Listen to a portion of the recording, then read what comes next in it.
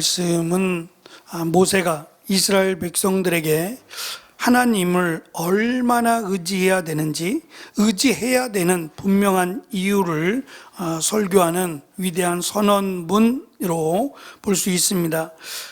제가 드린 페이퍼에 오늘 말씀 20절의 말씀을 간단하게 정리를 해보았습니다. 시험의 장소가 하나님이 약속하신 땅이고, 시험의 성격이 끝없는 기회와 번영이고, 잘못된 반응은 여호와를 잊음이고, 바른 반응은 여호와를 경외하고 기억하는 것이고, 마지막 경고가 하나님의 말씀을 따르지 않고 거역하고 잊어버린 자에게 땅에서 쓸어버릴 것, 그러니까 지금 가나안 땅에 살고 있는 이들을 하나님이 정리하신 것처럼 이스라엘도 마찬가지가 될 것이라는 거죠. 그러니까 하나님의 백성이라고 하는 타이틀만 가지고는 내가 어떻게 살아도 괜찮아 라고 하는 것은 용납되지 않는다는 겁니다.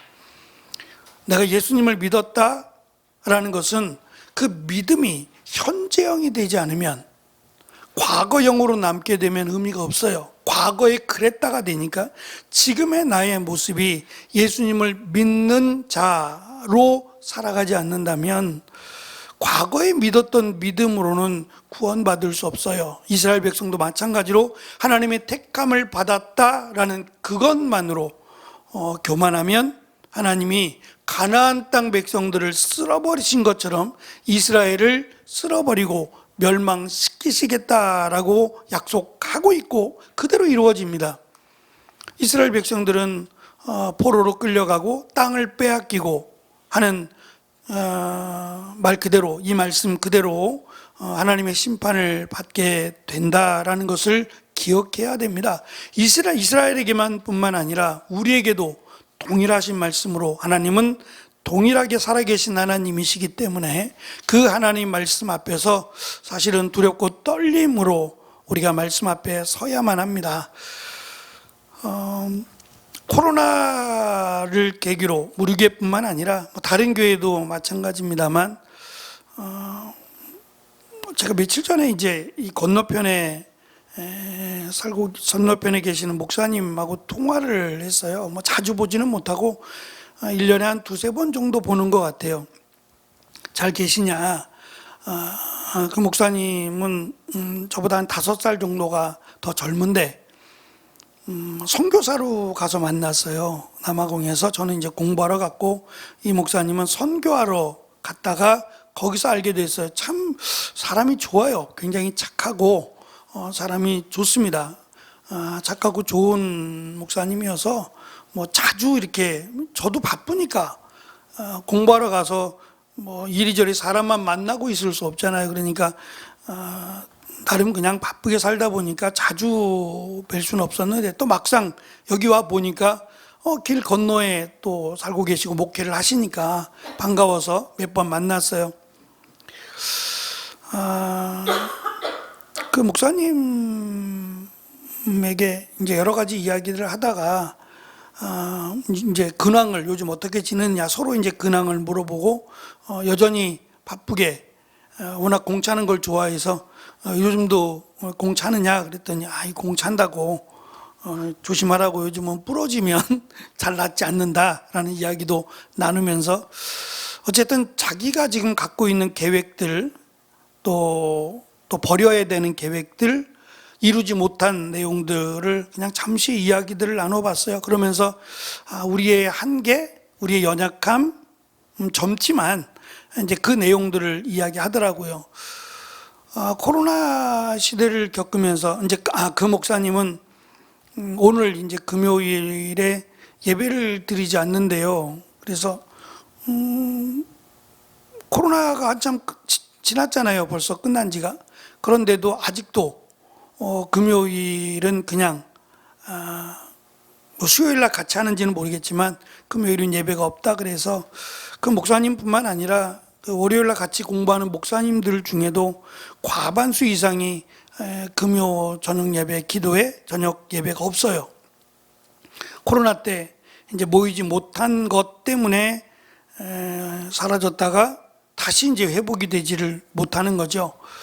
어쨌든 그때 이제 저희가 영상을 찍기 시작했어요. 예배를 이렇게 다 같이 모여서 드릴 수 없는 상황에 이르니까 어쩔 수 없는 차선책으로 영상을 찍고 모일 수 없는 그런 상황에서 집에서라도 직장에서라도 어느 곳에서라도 예배에 참여를 권유하는 의미에서 시작된 영상이에요. 계속 고민합니다. 이걸 언제까지 하나? 이걸 누가 볼까? 뭐 하는 등등의 내용으로. 근데 또 했으니 이제껏 했으니 그냥 뚝 하고 끊어버리기가 아쉬워서 여전히 붙들고는 있는데, 이 영상을 찍으면 찍는 것만큼 중요한 게 있어요. 그게 뭐냐면 버리는 거예요. 제한된 용량을 가지고 있어요. 지금 찍고 있는 이 핸드폰이나 카메라의 이 메모리나 제한된 한계가 있어요. 2번, 3번을 찍을 수가 없는 거예요. 카메라는 특히 더 그렇고, 핸드폰도 마찬가지로 어느 정도 용량이 차면 찍다가 더 이상 찍을 수 없는 한계가 이르게 돼요. 그러면 찍는 것 못지않게 중요한 것은 버리는 거예요. 비우는 겁니다. 그런 생각을 해봅니다. 우리도 한계가 있지 않을까? 우리에게 주어진 시간, 누구에게나 24시간이고 누구에게나 동일한 시간인데, 이 시간이 전과는 다르다는 느낌을 받아요. 똑같지 않는 거예요. 똑같이 생활하기가 어려워진 거, 점점 버거워진다는 느낌을 받습니다. 회복도 느려지고. 그렇다면 똑같은 24시간인데 24시간이 전처럼 활용이 안 되는 거죠. 그렇다면 조금 더 지혜롭게 비우고 사용하는 것들에 대한 탄력을 갖지 않으면 이유만 늘어나요. 바빠서 그래, 내가 몸이 불편해서 그래 라고 하는 이유만 자꾸, 변명만 늘어나게 되겠다라는 생각을 가져봅니다. 마찬가지입니다. 우리가 신앙을 똑같은 방식, 똑같은 모습으로 신앙생활을 한다고 해서 우리의 신앙이 건강해지거나 우리의 신앙이 자라지 않습니다. 검단에 사시는 목사님, 저보다는 훨씬 젊은데 이 목사님이 그런 얘기를 오늘 하시더라고요. 집사님 중에 한 분이 수원으로 이제 검단에서부터 수원까지 직장을 다니세요. 거기 이제 수원 삼성이 있어서 삼성에 들어가야 되는데 새벽이죠. 새벽 5시 50분 차를 타야 된대요. 회사에서 운영하는 차입니다. 회사에서 이제 운영하는 차예요. 그 차를 타야만 그래도 조금 여유 있게 출근이 되는 거예요. 그 차를 놓치면 지각이에요. 그러면 5시 50분 차가 첫 차인데 그 5시 50분 차를 타야 되는데 집사님이 5시 반 예배를 참석을 하시는 거예요. 그러면 차를 어디서 타는지 모르겠지만 10분 정도는 여유를 두고 나가야 되잖아요. 5시 반에 예배가 시작이 되고 5시 40분에 나가야 돼요. 그래야 5시 50분 차를 탈 거 아니에요. 그러면 앉아서 찬송 부르고 찬송 이렇게 함께 찬송 드리고 10분도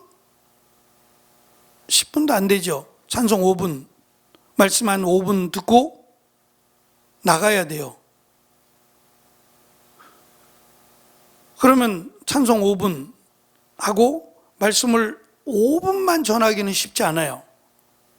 그럼 결국 말씀을 듣다가 나가야 된다는 거예요. 그러면 나가시는 분도 불편하고.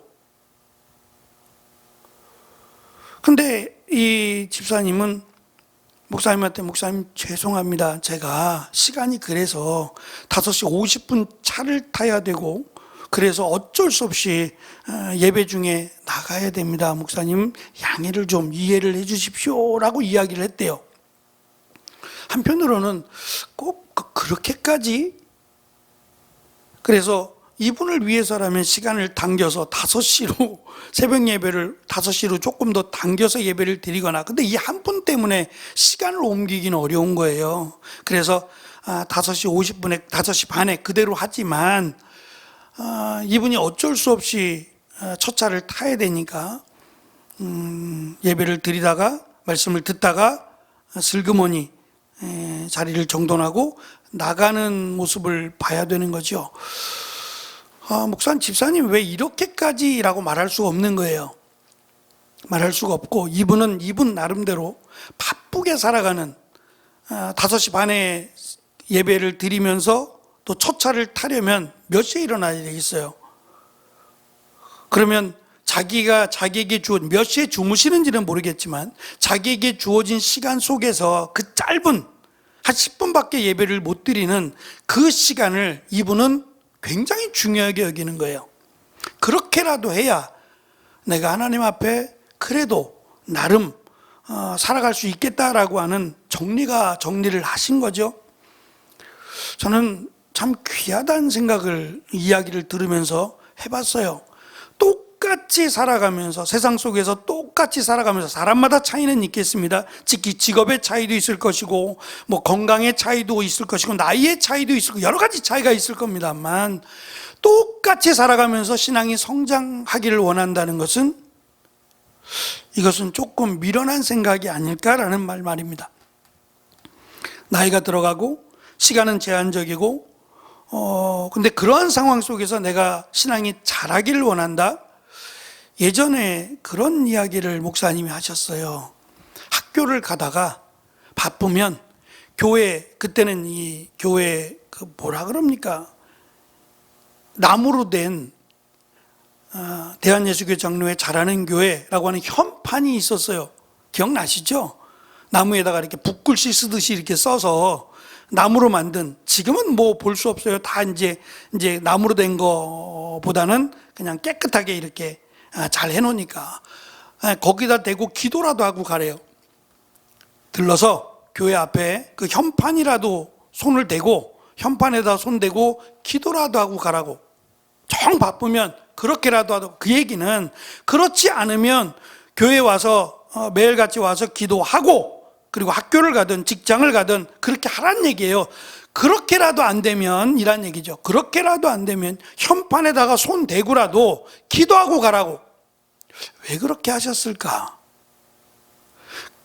지금이 더 바빠서 과연 이게 핑계가 될까요? 그럼 앞으로는, 지금 예배가 점점 줄어들고 있어요. 금요일 날 코로나 때문에 없어진 예배를 지금도 회복을 못해요. 그러면 앞으로는 회복이 될까요? 얼마나 더 기다려야 금요일에 모여서 기도하게 될까요? 이제 금요일부터 거의 이제 금요일까지 일하면 거의 공휴일이잖아요. 토요일 날 일 안 하시는 것이 대부분이니까 금요일 날 여행 가는 사람들이 많아졌어요. 그래서 어디 장소라도 예약을 하려면 금요일부터 이미 공휴일이 돼요. 금요일부터 성수기의 가격을 받는 거예요. 이미 그들에게는 금요일부터 공휴일이에요. 이제 금요일 날 모여서 기도하기는 점점 더 어려워질 것 같아요. 그러면 시간은 점점 세상을 향해 나아가고 내가 말씀 앞에 서는 시간은 점점 줄어들 거예요. 주일날 은혜 나눔을 하면서 이제 청년들 간혹 이렇게, 저도 영상 작업하고 이렇게 준비하느라고 제대로 듣지 못합니다만, 청년들이 자기 나름대로 말씀을 읽나 봐요. 은혜 나눔도 있고 하는데도 불구하고 자기들 나름대로 일주일 동안 말씀을 정해서 그 말씀을 읽나 봐요. 그리고 그 읽은 것에 대한 은혜를 또 나누더라고요. 저는 너무 감사해요. 지금도 하고 있는지는 모르겠어요. 지금도 하고 있는지 모르겠지만 청년들 나름대로의 정말 거룩한 몸부림이다. 누가 시켜서 그러는 것이 아니라 자기들 나름대로 하나님의 말씀에 대한 귀함을 알고 그 말씀을 스스로 읽고 그것을 나눈다는 점에서 너무 귀하고, 참 우리가 본받아야 되지 않겠나라는 생각을 했어요. 우리가 나이가 더 많고 신앙생활을 더 오래 했으니까 이런 모습이 더 많아야 되는 거 아니에요? 본이 된다는 게 무슨 의미일까? 그러한 게 아닐까라는 생각을 해보며 너무 귀하다라는 생각과 더불어 우리가 더 열심을 내야겠다라는 생각도 가져보았습니다. 말씀드린 것처럼 똑같은 시간 속에서는 불가능해요. 내가 비워내지 않으면, 내 시간을 비워내고 내 삶을 떼어내지 풀어내지 않으면 그만큼의 공간이 생기지 않는 거예요. 그래서 지금 경고의 내용이 뭐냐면 들어가고 끝이 아니다. 들어가면 더 바쁠 것이고 들어가면 내 마음에 더 채워지는 것들이 많을 것이다. 금과 은과 세상적인 재물, 유혹, 욕심들이 내 마음을 차지하게 되면 그만큼 하나님에 대한 마음이 더 부족해질 거라는 거예요. 그래서 더 기억하고 더 하나님에 대해서 열심을 내지 않으면 결국 너희들이 거한 이 땅에서 쫓겨남을 당할 것이다 라고 하는, 사실 경고의 내용을 하는 것은 쉽지 않아요. 근데 그렇게 해야만 하는 이유를 분명히 제시합니다. 특별히 하나님께서 이스라엘 백성들에게 주신 은혜들을, 특별히 애굽에서부터 너희를 자유케 했다라고 하는 내용과 더불어서 만나를 주셨다라는 내용을 가지고 와요. 사실은 이 페이지 맨 밑에 있습니다. 제가 오늘 말씀드릴 말씀이 20절이어서 좀 정리를 몇 군데 했어요. 1페이지에서 정리하고 2페이지에서도 내용을 정리했습니다. 그 내용들을 좀 살펴보시면 좋을 것 같고, 2페이지 맨 아랫단에 하나님께서 이스라엘 백성들 가나안 입성을 앞둔 상황에서 이스라엘은 가데스바네아라고 하는 곳에서 하나님을 반역합니다. 그래서 하나님이 분노하셨고 이스라엘의 진노를 수정하셔서 40년의 광야 생활을 하게 하신대요. 하나님을 대적하고 거역했어요. 그러면 응당 이에 따른 하나님의 심판이나 어쩌면 멸망이 있어야 돼요. 그럼 간단해요. 멸망받을 만 했으니까 하나님이 쓸어버리시면 그냥 끝납니다. 근데 하나님이 쓸어버리시는, 멸망시키시는 걸 택한 게 아니라 그들을 훈련시키시기로 하세요. 좀 죄송한 얘기인데 하나님이 귀찮아지셨어요. 물론 전능하신 하나님이니까 이걸 제가 귀찮다고 말하는 것 자체가 하나님이 귀찮아하실 수가 없지요. 하나님은 전능하신 하나님이니까 뭐가 귀찮겠어요. 그냥 우리식의 입장에서 보면 하나님이 말씀 안 듣고 하나님을 대적하고 말 안 들으니까 그냥 간단히 쓸어버리면 될 일을 그렇게 하지 않고 40년 동안 교육하고 가르치기로 결정하셨다는 거예요. 그러한 과정 가운데 하나님이 만나라고 하는 걸 주셨는데, 이 만나라고 하는 뜻이 뭐냐면 3페이지 맨 밑에 단에 제가 각줄 하나 달아놨어요. 이 만나라고 하는 뜻이 이게 뭐야? 라는 뜻이에요. 뭐라고 답을 내릴 수 없는 거예요. 이게 뭐지? 처음 보는 거예요. 한 번도 경험해 볼 수 없고 경험할 수 없는 거예요. 이게 뭐지? 라고 말할 수밖에 없는 것을 주셨어요. 그것도 40년을요. 이 얼마나 큰 은혜예요. 광야에서 어디 먹을 게 있어요? 뱀이나 독사나 전갈이나 이런 것들이 있는 곳이라고 설명을 해요. 그런데 그런 것으로 인해서 해를 당하지 않았어요.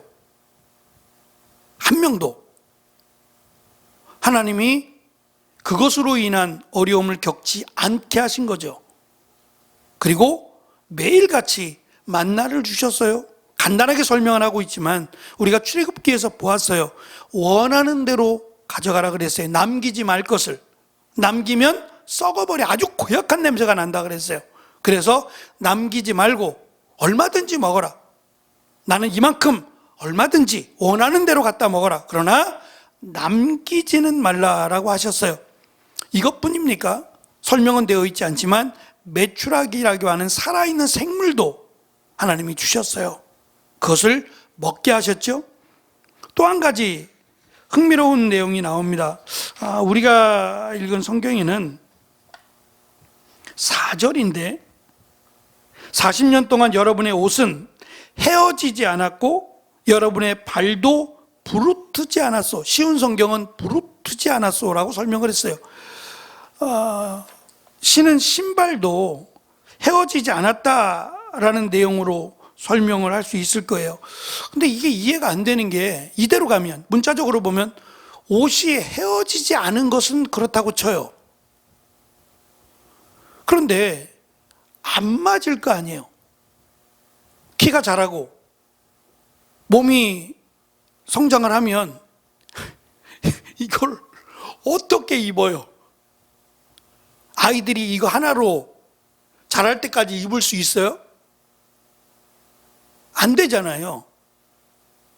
신발도 발이 그대로가 아니면 점점점 발이 커지는데 어떻게 신발을 신었죠? 아마 이것은 아이들을 대상으로 하는 이야기가 아닐 거예요. 어른들에 해당되는 이야기를 대표적으로 말한 걸 거예요. 그러니까 아이들은 어떻게 했는지에 대해서는 모르겠어요. 제가 뭐라고 딱 말씀드릴 수는 없어요. 어떠한 방법이든 지금 헤어지지 않았다는 게 기적이에요. 아무리 어른이고 내가 키가 자라지 않고 또 몸이 더 비대해지지 않는다 할지라도 어떻게 옷이 헤어지지 않냐고요. 물론 구름 기둥으로, 밤에는 불 기둥으로 보호해 주시니까 어느 정도는 영향을 미칠 수 있습니다. 예? 햇볕으로 인해서 옷이 산화되는 걸 막을 수 있으니까 그렇다고는 해도 40년 동안 헤어지지 않는다? 이거는 우리의 상식에서는 설명이 불가해요. 그냥 하나님이 그렇게 하셨다라고 믿는 것 뿐이죠. 그렇지 않을까요? 저는 만나의 기적도 우리가 설명이 안 되는 기적입니다. 40년을 하루같이 하루도 빼놓지 않고 만나가 내려요. 물론 안식일은 제외가 되죠. 그래서 이틀치를 거둬와야 되는 것, 그것도 딱 맞춰서 그 많은 인원들이 마음껏 먹을 수 있도록, 이게 어디 있다가 나타나는 거예요? 설명이 불가해요. 마찬가지로 이것만 설명이 불가한 게 아니라 그들이 40년 광야 속에서 설명이 안 되는 것들이 너무 많아요. 정말 기적의 삶을 살았어요. 근데 이거를 가나안 땅에 들어가면서 정말 말끔하게 잊어버려요. 그리고 우상을 섬기고 거기에 머물러 살고 있는 사람들을 식구로 혈연 관계를 맺으며 살아가잖아요. 그래서 우리가 말씀드린 체험적 신앙은 너무 중요한데, 체험적 신앙이라고 안심할 수 없다 그러면 말씀드린 것처럼 내가 꾸준하게 내 신앙을 자라게 하기 위한 몸부림이 필요하다고 지금 모세는 설명하고 있는 거예요. 그게 우리의 현실적인 모습이니까 우리가 신앙을 오늘보다 내일, 올해보다 내년에 더 성장하기 위해서는 뭔가 준비가 필요하고 더 수고함이 필요하다라고 하는 생각을 가져보았어요.